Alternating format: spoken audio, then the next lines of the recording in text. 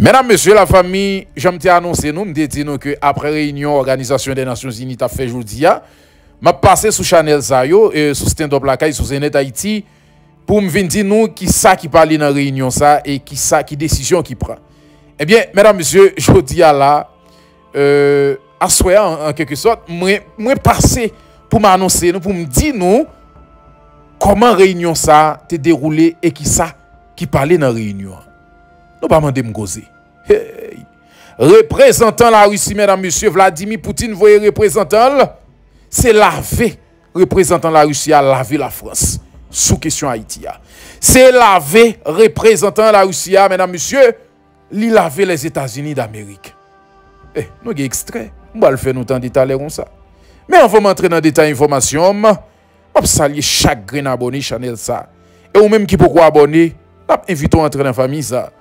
Pour entrer dans la famille, c'est très simple. Vous regardez quand vous marquez s'abonner, vous cliquez sur l'abonner, l'offre abonné, vous oubliez cliquer sur la cloche de notification, retirez sur l'option personnalisée, avouez sur tout pour recevoir toute information en notification. Alors, jeudi à là, nous c'est 22 avril 2024 et j'en ai annoncé, c'était gros réunion qui était faite sous dossier Haïti.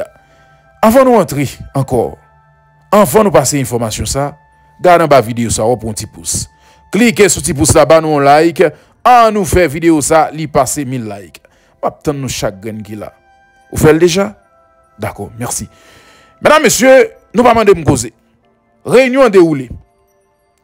T'es gen pile pays et la Chine est là, la Russie est là, un paquet de pays est là dans la réunion ça. Quand on te chita parler sur situation pays d'Haïti, malgré y a chita parler sur situation pays d'Haïti, yo gen l'argent débloqué là, 95 milliards de dollars débloqués pour pays qui en crise là, yo pas mettre Haïti dans liste là. On Ukraine, non pas qu'être l'autre pays, Israël, tout côté a besoin Haïti, yo pas mettre Haïti dans liste là. 95 milliards de dollars qui sont bail là, Haïti pas dans liste là. OK, réunion déroulée mesdames messieurs. Alors en dans réunion ça, Vladimir Poutine, je voyais représentant et monsieur te voyait représentant avec un but bien déterminé pour te laver dada la France, pour te laver les États-Unis d'Amérique. Moi le dis nous. Alors représentant la Russie a lui-même rivé pour le dire la France l'argent ça qui Haïti te paye pour indépendance là. Pour qu'il soit pas remettre li. Remettre l'argent pile milliards de dollars qui Haïti te paye pour l'indépendance là. Comme ça en guise où t'a fait cotisation pour nous aider Haïti, l'argent ça remettre Haïti s'il vous plaît. Remettre Haïti le système néocolonial là, toujours dit sous Chanel là, eh bien madame ça qui s'était représentante la Russie, eh bien li parlait sous dossier ça mesdames messieurs.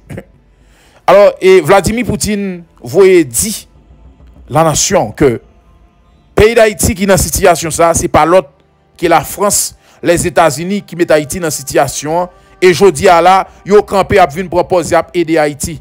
Eh bien, Vladimir Poutine dit yo, Haïti, n'a gardé à là, nous doit Haïti. Payer Haïti l'argent que nous doit là. Milliards de dollars, nous te prend dans Haïti malgré que nous connaissons tout Haïtien pas accepter avec l'argent ça que nous te fait. Que Haïti bail là. Eh bien, comme ça, au lieu n'a parler, n'a chita parler, n'a dit date, remettre Haïti l'argent. Et nèg yo aller plus loin pour dire que situation ça n'a gardé à la sous question conseil présidentiel qui pas qu'à former c'est bluff. La Russie depuis c'est monde qui pas supporter conseil présidentiel là, eh bien ou t'a supposé garder vidéo ça net parce que m'bral fort des représentants et la Russie a parlé là mesdames messieurs et nous pral tendre tout ça m'a dit là, nous pral tendre représentants là cap dit là. Nous pral tendre parce que parole la parler. Sous pas appuyé avec conseil présidentiel ou t'a supposé garder vidéo ça jusqu'à la fin. Parce que la Russie lui-même, li pas appuyé avec conseil présidentiel là, la Russie dit c'est sous bluff yo camper avec nous. La Russie dit c'est bluffé. États-Unis a bluffé nous. C'est bluffé comme a bluffé nous. C'est bluffé la France, Canada a bluffé nous. Alors, je n'ai pas parlé à vous voulez montrer que yo bon côté Guy Philippe. Alors, si yo te une possibilité à si pas organisation des Nations Unies, Jean Poutine décampé à la, Poutine t'a mettez la mêle dehors, puis il prend Guy Philippe, il fout Guy Philippe dans le palais national. Pendant qu'on parlé à la conseil présidentiel là, ils ont entré la palais, oui. Ils ont entré la palais, conseil la palais, oui.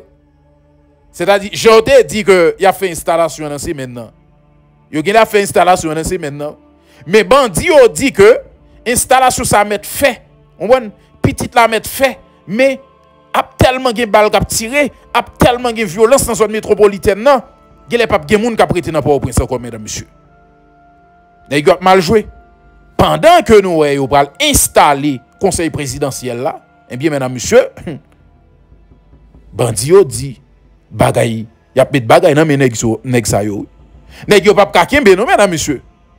Eh bien m'te passé dit, moi non pas perdre temps. On a le temps de la Russie, moi le faire nous temps de seulement la Russie, on a le temps de la Russie, m'pa gen temps pour mal temps de la Chine, pour mal temps de Canada, la France c'est là-bas parce que c'est déclaration représentante la Russie, c'est lui qui intéresse moi. OK? C'est lui même qui intéresse nous. On a le temps de la Russie, nous petit temps comme ça, n'a tourner encore.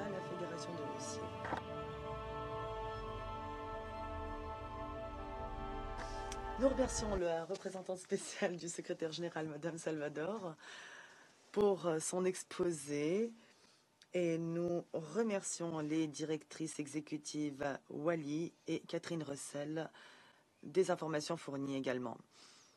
Le ministre des Affaires étrangères de la République dominicaine et le représentant permanent d'Haïti sont présents aujourd'hui. Nous en prenons note. Comme nous le constatons aujourd'hui, en Haïti, il y a deux réalités parallèles. La première, ce sont les problèmes politiques, les tentatives de se mettre d'accord sous pression extérieure, en se conformant aux paramètres imposés par ces acteurs extérieurs. Le résultat de tout cela, ce sont des accords qui sont renégociés sans cesse et rarement appliqués sur le terrain. La deuxième réalité, c'est la vie quotidienne des Haïtiens, absolument terrifiante. La population haïtienne s'est habituée à vivre dans des conditions absolument inacceptables, sans service de base, sans aucune autorité étatique. Le pouvoir réel, aujourd'hui, se trouve entre les mains des groupes armés qui contrôlent des quartiers entiers dans le pays. Le processus politique, quant à lui, n'a donné aucun résultat. L'administration actuelle s'est complètement discréditée. Elle n'a pas souhaité, en effet, enquêter sur l'assassinat du président d'Haïti, commis il y a presque 3 ans avec une ingérence extérieure connue de tous. Grâce à cette ingérence, aujourd'hui, la population haïtienne attend le changement en vain. C'est pourquoi certains ont décidé de prendre leur vie en main, se sont organisés pour se défendre. Tout ce que nous disons ici dans cette salle est pour eux déconnecté de la réalité. Nous le comprenons. Le Conseil de sécurité leur semble impuissant et même inutile. La réalité aussi, c'est que la communauté internationale et le Conseil n'arrivent toujours pas à garder à l'esprit en priorité les intérêts du peuple haïtien. Aujourd'hui, nous avons l'impression que la situation est adaptée aux intérêts des acteurs extérieurs, selon leurs critères. C'est l'impression que nous donne le processus qui a débouché sur la création d'un conseil présidentiel de transition. Ces doutes sont alimentés par les exigences que l'on met en avant aujourd'hui vis-à-vis des membres de ce conseil. En effet, on leur demande d'avoir une appréciation positive de la présence étrangère dans le pays. Pourquoi cet aspect est aujourd'hui considéré comme particulièrement important, nous ne le comprenons pas. Nous sommes convaincus pourtant que ce sont les Haïtiens eux-mêmes qui devraient former les structures de transition dans le pays, sans aucune ingérence extérieure. Autrement, il ne sera pas possible de stabiliser la situation. Comment donner l'espoir d'une vie meilleure aux Haïtiens dans les conditions actuelles? Hélas, pendant l'histoire d'Haïti, il y a eu beaucoup d'ingérences extérieures qui ont coûté à ce pays des milliers de vies, et des dizaines d'années d'instabilité, des milliards de dollars aussi en dédommagement jusqu'en 1947. En effet, le pays a dû verser des dédommagements à la France pour avoir acquis son indépendance. Cela ne semble pas émouvoir nos collègues français aujourd'hui. Pourtant, c'est une situation que les Haïtiens eux-mêmes jugent inacceptable. Il en a été question d'ailleurs à l'occasion de la réunion de l'instance permanente des Nations Unies des personnes d'ascendance africaine. C'est dans cette instance que pour la première fois on a parlé des conséquences terrifiantes de la traite qui a duré des siècles durant en Haïti et qui a conduit au pillage du Sud global et des populations de ces pays. Haïti est aujourd'hui une des principales victimes de l'héritage colonial et continue d'en souffrir. Haïti souffre des pratiques actuelles aujourd'hui qui se poursuivent encore aujourd'hui et qui se manifestent de manière différente. En effet, plusieurs acteurs aujourd'hui s'efforcent de modifier le paysage politique du pays, de mettre en place des mesures de sanctions unilatérales et d'imposer des solutions extérieures plutôt que d'essayer de trouver des solutions dirigées par les Haïtiens eux-mêmes. Dans le même temps, il y a un pays qui, il y a plus de 200 ans, avait déclaré que l'ensemble du continent américain était son arrière-cour, pays qui a commis, d'après les informations accessibles à tous, au moins 56 interventions militaires dans des pays latino-américains, dont 4 en Haïti. Ce pays qui n'affiche aucune volonté de régler les problèmes du pays aujourd'hui et qui, bien au contraire, ne fait que les aggraver. En effet, d'après l'ONUDC, les armes qui arrivent en Haïti arrivent principalement depuis la Floride par voie maritime et aérienne. Ni l'embargo, ni les demandes du groupe d'experts du comité de sanctions n'arrivent à enrayer l'afflux de ces armes. Washington les balaie tout simplement d'un revers de main. Aujourd'hui, les États-Unis, pourtant, évacuent leurs propres ressortissants d'Haïti tout en redémarrant le rapatriement des migrants haïtiens vers Haïti. Il est évident que le sort de ces personnes et le sort des millions de personnes qui se trouvent sur l'île n'intéresse pas les Américains, quels que soient les discours que nous entendons ici aujourd'hui. Quant à la mission d'appui à la sécurité dont il a été question aujourd'hui, les perspectives de son déploiement nous semblent tout à fait douteuses. Il y a plus de 6 mois, le Conseil, dans la précipitation, avait adopté une résolution, soi-disant pour sauver Haïti, donnant donc sa bénédiction à une telle mission. Nous nous étions abstenus lors du vote.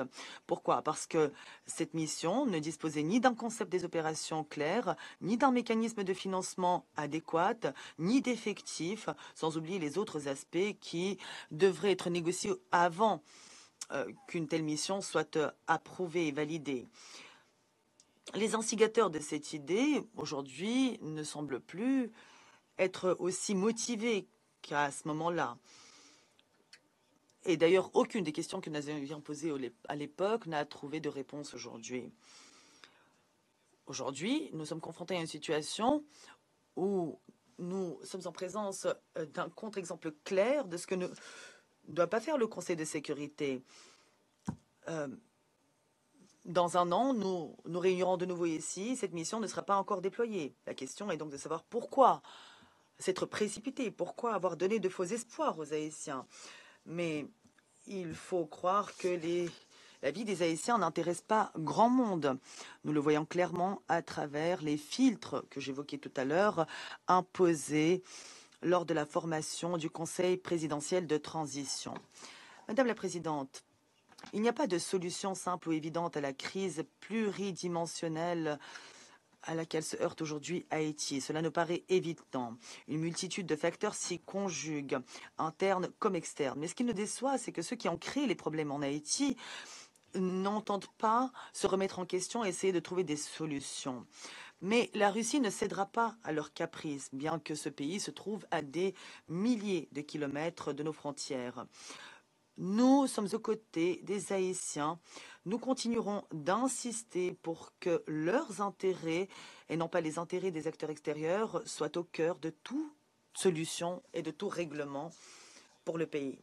En tant que membre permanent du Conseil de sécurité, la Russie continuera de plaider en faveur d'une utilisation réfléchie et prudente des mesures et instruments d'influence internationale pour essayer de régler cette situation. L'objectif est que ces mesures améliorent la situation en matière de sécurité et qu'elles ouvrent la voie à un dialogue politique inclusif et véritable entre les Haïtiens. C'est là que se trouve la clé d'une solution durable à cette crise qui n'a que trop duré. Je vous remercie.